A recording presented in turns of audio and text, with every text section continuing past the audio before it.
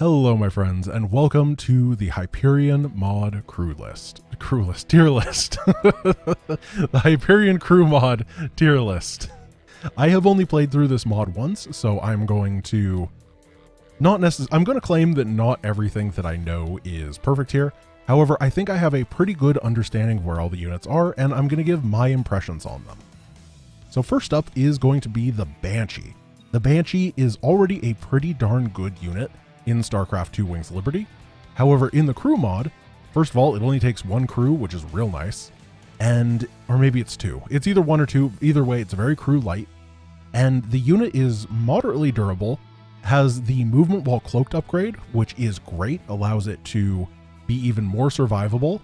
And then on top of all of that, it has the ability to buy a upgrade to increase its energy, which means that this unit is so hard for the enemy to kill. That's exactly what you're looking for in the crew mod. Then you get that upgrade to do bonus damage versus structures, and you can bulldoze through bases, through Nidus Worms, through stuff. And it has AoE on top of that. Banshee is real solid A tier. What just popped up? Alright, that was weird. Anyway, next up is going to be the Battle Cruiser. Battle Cruiser is big, it is expensive, it is powerful, and it takes a lot of crew. However, it is one of those things, if it gets caught out of position, you're in real danger.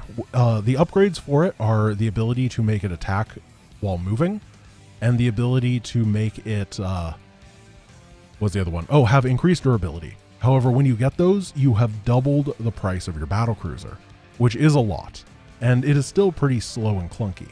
However, it is exceedingly powerful. When I played through it, it was actually bugged, and the firewall moving upgrade did not work for anything except for the front cone in front of it.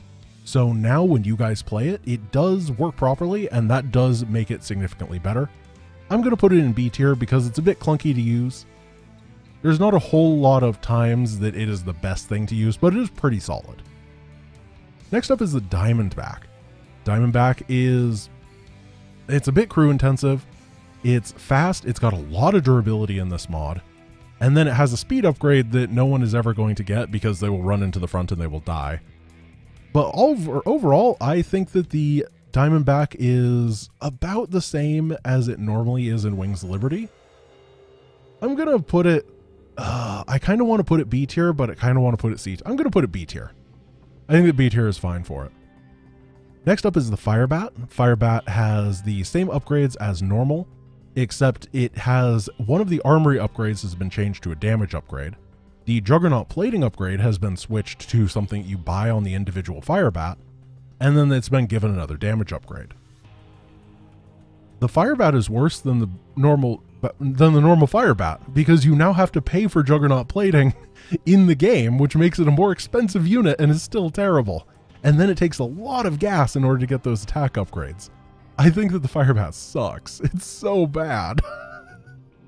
Unfortunate for this little dude. It's tough to get a mod where he's viable. There is another thing about Firebats where they move into the front and take damage, and what this does when you're playing on Brutal is medics will get pulled up to heal them. That means that your medics are now exposed, and the Brutal AI specifically targets down medics. And that in this mod is an enormous liability. Having everything with a good amount of range means that that doesn't happen as much. So the Firebat not only is a worse unit, but it also makes your medics die. I don't like it.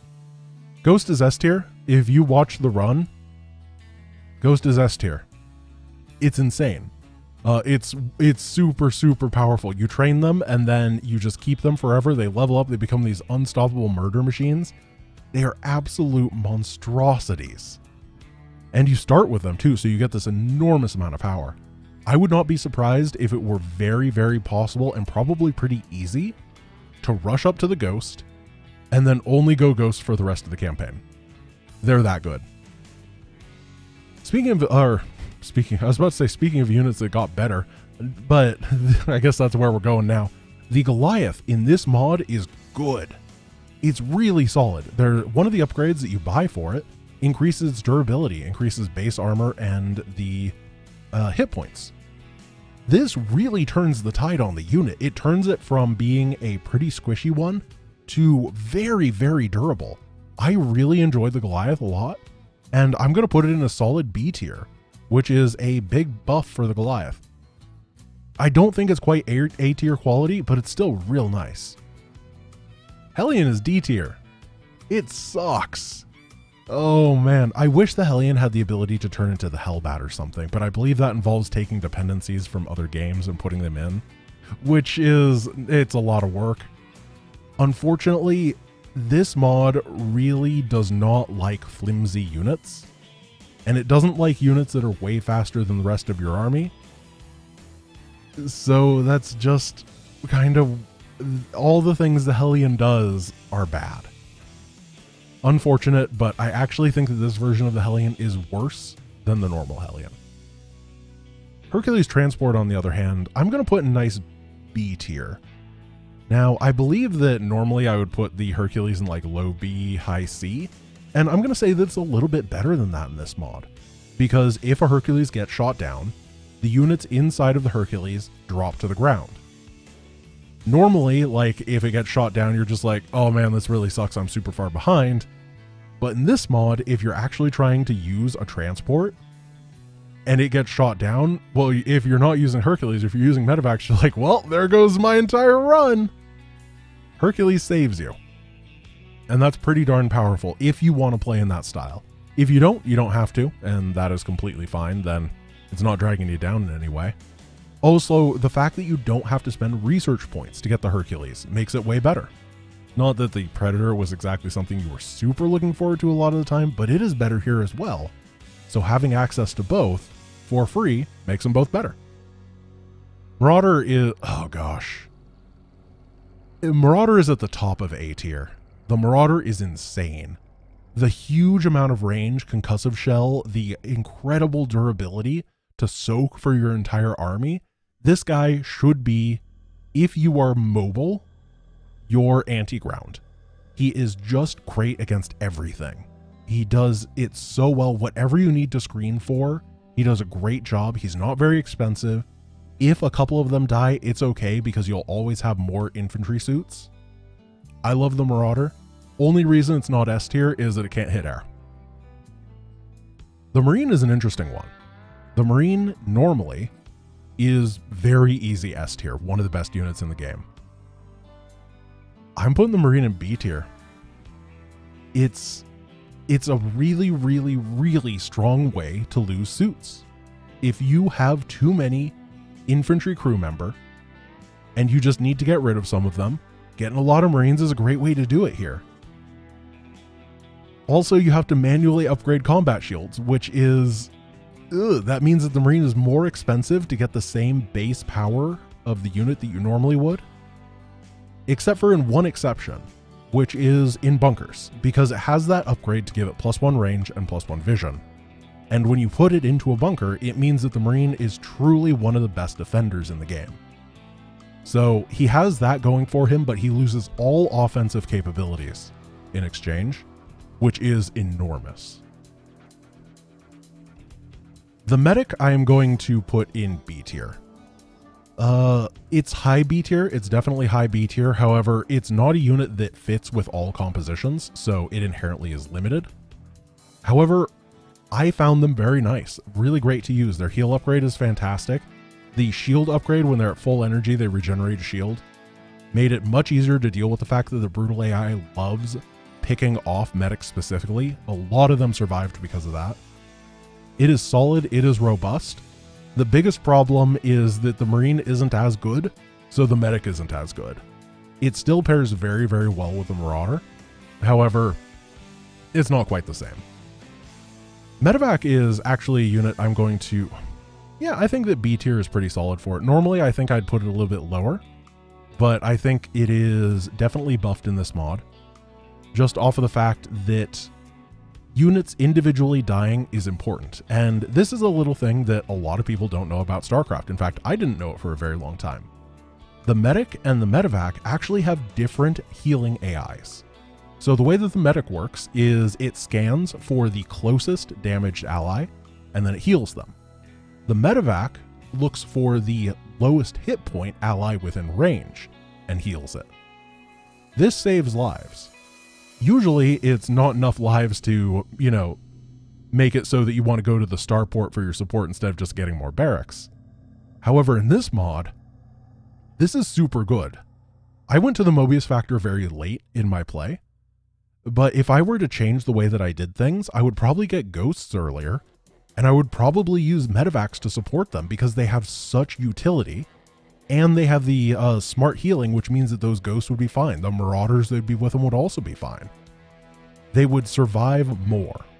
It is a pretty big AI upgrade when you actually compare the two. It's real nice. So medevac, real nice boost, and then it has that ability, you just buy it once and it gets cloaked for 30 seconds. If you can get good with it, that'll be a great way to save stuff. I wasn't quite fast enough with it a lot of the time, but I think if you're playing on a lower difficulty, where things are a little bit slower, or if you are just better than me, then you have a get out of jail free card for losing your unit. It's much better than it normally is. Speaking of much better, man, is there another thing going in B tier? The Predator. So the Predator, first of all, it costs less gas than normal, which is great. It also doesn't take a crew slot, which is really the whole point, is that it doesn't take any crew. So if you're far behind, you can come back into the run with a lot of Predators. They're still not a great unit combat-wise. And they have to be in range of either a sensor tower or a upgraded medevac, which once again does make the medevac way better, huh? I kind of want to bump it up. Do I? No, I think that high B tier is fine. I'm going to put the Predator in C tier simply because as a combat unit, you're still paying a lot. You're not getting a great rate on what it is. Just the fact that you're not spending crew is very viable, and this goes from like low D tier to high C tier. Well, it's the only thing in C tier right now. So that's, you know what I mean though. Next we have the Raven, and the Raven is a unit that is worse than normal because it is just a normal Raven, except for the fact that it is a robot. So being a robot does mean that it doesn't take crew. However, it is limited in a lot of ways. I'm going to put it in C tier. The problem with the Raven is that point defense drone as an ability is best against Protoss. That is where it truly shines. It's really, really good against them. And you just don't fight enough Protoss that use projectiles in the late game. The only real mission that you probably get to use them is Maw of the Void. And that's like the one mission that they don't use like a bunch of stalkers. They use Skytoss stuff with lasers that completely ignores point defense drone. It is really hard to justify the Raven compared to the Science Vessel. The spells, I don't know, the spells are really good in multiplayer, but not necessarily in the campaign, and being a drone doesn't quite make up for it. I don't know, I find the drones very clunky to use, basically. I think it's really nice that they exist, and if you have that terrible situation, it is great to have the comeback. But they are a little bit tough to use. Reaper is the lowest unit on D tier. It's bad. The problem with the Reaper is that after you finish the Reaper mission, there's basically no mission where the terrain is really designed for Reapers. And Reapers don't really mix well with armies. They have shorter range and low HP, so they always end up in the front, and then they always die. Great way to get your crew killed off. Science Vessel. I'm going to say that it's B tier.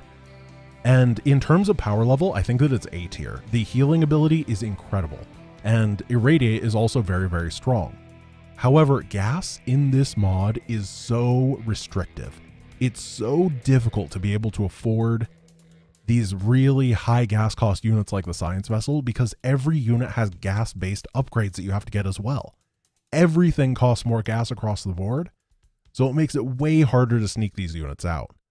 But when you have a couple Science Vessels, they're so nice. Their ability to just keep everything nice and alive is phenomenal. And you can even do stuff like exit your infantry out of the suit and then the Science Vessel heals them, I believe. That's really cool. I never did it, but it's still really cool. Siege Tank is S tier. Siege Tank is normally S tier, and this version of the Siege Tank is better than the Siege Tank. So yeah, it's definitely going to be an S tier. I didn't get to play much around with the upgrade that makes the tank into a better tank mode, but it seems statistically like that would also be very good, though I'm not sure if the Diamondback is better or not in that role. However, the upgrade that makes them anchored to the floor and unable to move, but do way more splash damage and bonus range, is absolutely absurd. It is defensively one of the best abilities that's ever existed.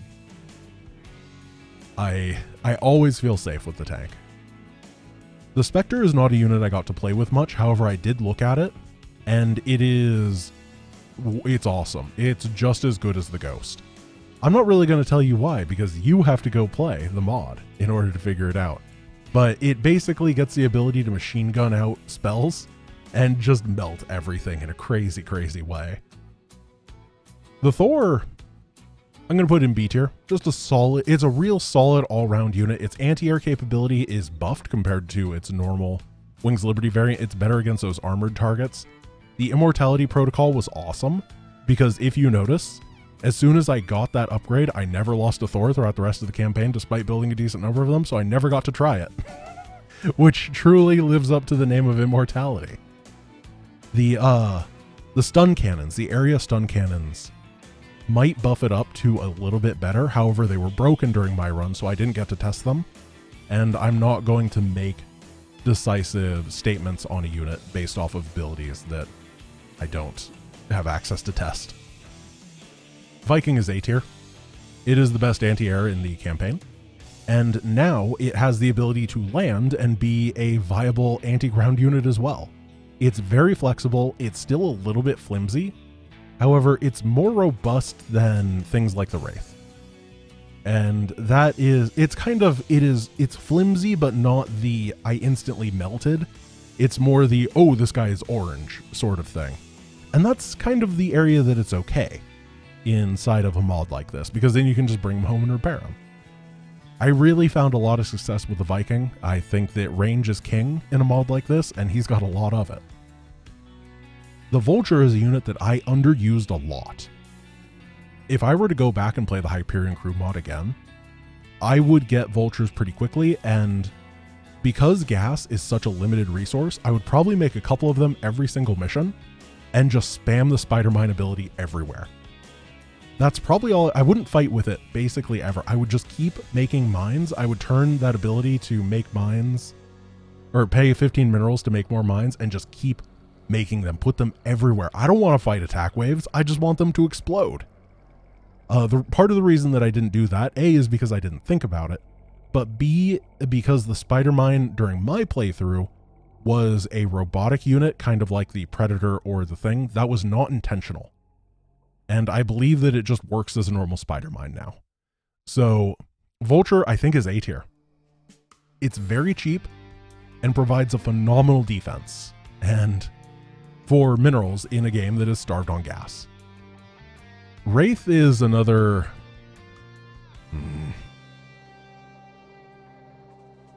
Yeah, Wraith is D tier. It's so squishy still. It is better than it used to be, but it's also worse in that because every time Starport crew is the one that you have the least of. So the losing any of them is just, it hurts your soul, and the Wraith is one of the best ways to lose them. However, they do have that upgrade that allows them to fire a volley of 3 shots at a time. That makes them significantly more microable. So if you're in a position where you need to use a Wraith, it's more okay than it used to be, even if it has the same anti-ground DPS. But it's still the Wraith, unfortunately, so it gets D tier. And finally are the Mercenaries. I'm kind of gonna just blitz through these ones. They're all double supply, so you don't want to have a bunch of them. I'm gonna say that these guys are B tier. They're alright. Hell's Angels are probably A tier because they're instant cast anti-air when you might need it. These are probably C. No, you don't get Juggernaut plating on these, huh? So these are just a way for your medics to die. They're probably worse than... The Firebat change may have really messed this guy up, huh? That's a shame. Spartans are probably a nice B tier. Nice to have. The Marauder, these guys are actually just worse than the base Marauder because they don't have that range upgrade. So I'm gonna put them in B tier as well. The War Pigs are kind of nice defensively. However, they cost 2 supply for a War Pig, which isn't a great rate. Siege Breakers are still siege tanks, so I'm going to put them into A tier. And then Jackson's Revenge is very expensive for what you're getting here. I'm going to put it into B. It's pretty solid, pretty reliable, but it will be the flimsiest of your battle cruisers. If you're going for BCs plus Jackson, you might as well just get more BCs at that point. They're more strong. A lot of the mercenaries are actually weaker than their upgraded counterparts. So it's really just not costing crew that is the big benefit. I think that puts them right around the middle. They're reliable, they're robust, but they're not winning every mission type thing. And that is it. That is the Hyperion mod crew list, in my opinion. Tell me what you think. Do you agree? Do you disagree? Do you think that the Reaper deserves to be S tier? Because you're wrong, if you do. I know you don't, because that would be a really weird thing to think. But, yeah, you know, there's someone out there, I'm sure. My friends, thank you for watching. I hope you enjoyed today's episode of Grant coming up with something because this video was supposed to be out 20 minutes ago. Yay! I'll see you tomorrow. Peace.